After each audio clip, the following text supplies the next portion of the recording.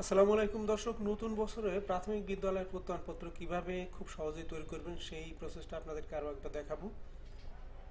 তো আজকে এই ভিডিওটি আপনাদের জন্য এই কারণেই তৈরি করা যে অনেক বিদ্যালয় আছে তাদের এই প্রত্যয়নপত্র তৈরি করতে বিভিন্ন কম্পিউটারের দোকানে ঘুরতে হয়। তো আজকে আমি যে প্রসেসটা আপনাদেরকে দেখাচ্ছি এটা আপনাদের নিজস্ব কম্পিউটারে খুব সহজেই তৈরি করতে পারবেন। আর এটা তৈরি করার জন্য প্রয়োজনীয় যে সমস্ত ফাইল আছে সেগুলো আমি আপনাদেরকে ডিসক্রিপশনে একটা লিঙ্ক দিয়ে দিব। ওই লিঙ্কে গিয়ে এই যে সফট কপি এটা আপনারা কাস্টমাইজ করে ব্যবহার করতে পারবেন, অর্থাৎ এটা আপনারা ইচ্ছামতো এডিট করে ব্যবহার করতে পারবেন। এখানে বিদ্যালয়ের নাম, তারপরে এই যে এখানে প্রতিষ্ঠান সন ইএমআইএস কোড, হ্যাঁ এখানে যা যা আছে আপনারা এটা সমস্ত তথ্য কিন্তু আপনারা যে কেউ এটা পরিবর্তন করে নিতে পারবেন যাদের মাইক্রোসফট ওয়ার্ড সম্পর্কে ন্যূনতম একটু ধারণা আছে।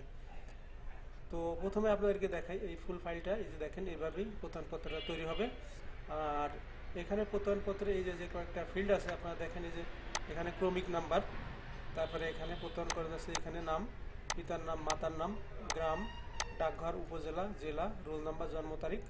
হ্যাঁ, এর পাশেও ঠিক একই ইনফরমেশন থাকবে। এইগুলো আপনাদেরকে আলাদা একটা এক্সেল শিটের মাধ্যমে তৈরি করে নিতে হবে। এই যে দেখেন আমরা এক্সেল শিটে 10 জন স্টুডেন্টের যাবতীয় ইনফরমেশন আমরা তৈরি করে নিয়েছি। এখানে সিরিয়াল নাম্বার, এখানে নাম, এখানে আছে পিতার নাম, এখানে মাতার নাম, এভাবে যাবতীয় ইনফরমেশন আমরা তৈরি করে নিয়েছি।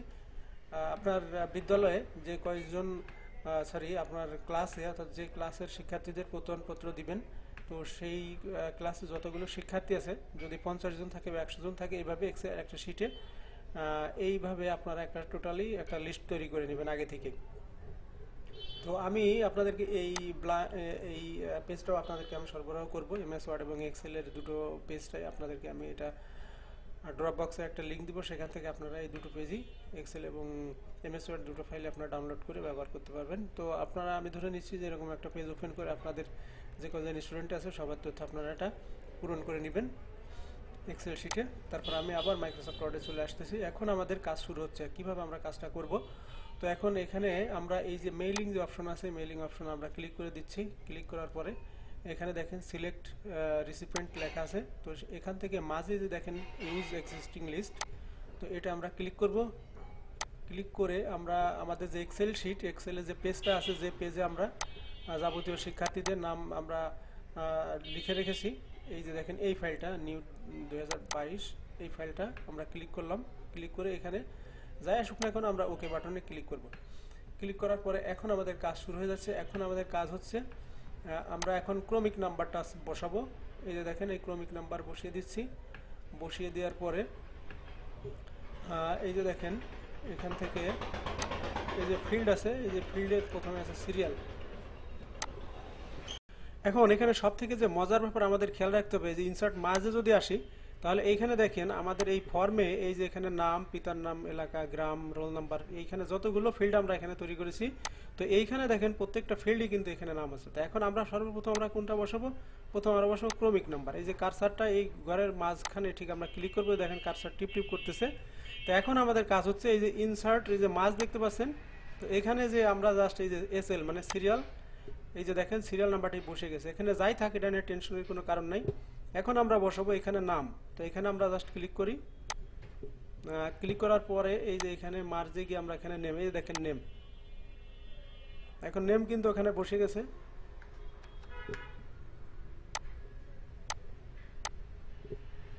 তারপরে এখানে আমরা দেখতে পাচ্ছি পিতার নাম। এখানে পিতার নামের আমরা জাস্ট এখানে ক্লিক করব কারসারটা রেখে মাঝে, এই যে ফাদার্স, তারপরে এখানে মাতার নাম,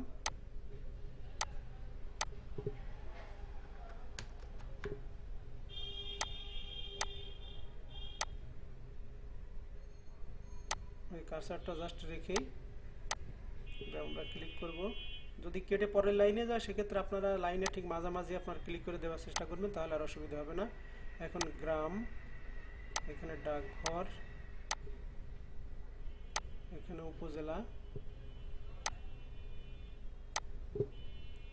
তারপর এখানে জেলা, তারপর এখানে রোল নাম্বার, এখানে জন্ম তারিখ, তারপরে এখানে জিপিএ এখানে বসিয়ে দিয়েছি। এখন আবার আমাদের এইখানটাতে ক্লিক করেও ঠিক আমরা অনুরূপভাবে এই যে এই নাম্বারগুলো আমরা বসিয়ে দেবো। সিরিয়াল, এই যে দেখতে পাচ্ছি আমরা এখানে সিরিয়ালের ক্রমিক, এই ক্রমিকের ঘরটাতে আমরা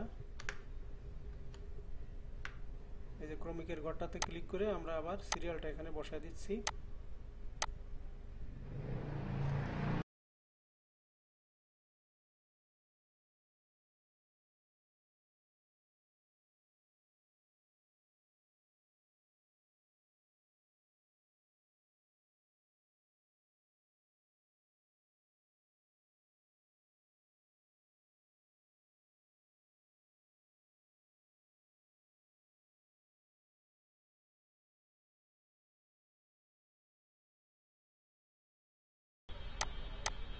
জন্ম তারিখ,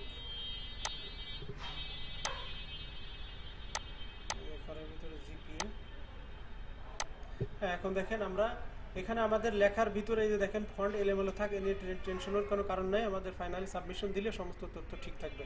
আর এখানে তারিখ, যেহেতু তারিখটা ঘরটা আমরা এই কারণেই দিব না। আর এইখানে এই যে স্কুল বিদ্যালয়ের প্রতিষ্ঠান অথবা ইএমআইএস কোড, এগুলো হচ্ছে এক এক প্রতিষ্ঠানের এক এক রকম হতে পারে। তো এটা আপনারা নিজেরা কম্পিউটার থেকে একবার টাইপ করবেন, আর পরবর্তীতে করা লাগবে না। ডেটটাও আপনারা হাতে লিখে দিবেন, তার কারণ এক একজন এক এক তারিখে এটা স্কুল থেকে নিতে আসতে পারে। তো এখন আমাদের কাজ মোটামুটি শেষ।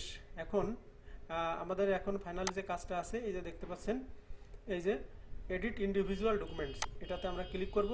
ক্লিক করে এই যে দেখেন ফ্রম 1 to 10, তার কারণ আমরা এক্সেল শিটে, আমাদের এই যে এক্সেল শিট, এই এক্সেল শিটে আমরা 10 জন ছাত্রছাত্রীর ইনফরমেশন আমরা রেখেছি। যদি 100 জন ছাত্রছাত্রীর ইনফরমেশন থাকে, তাহলে আমাদের এখানে 1 থেকে 100 পর্যন্ত আমরা লিখতাম।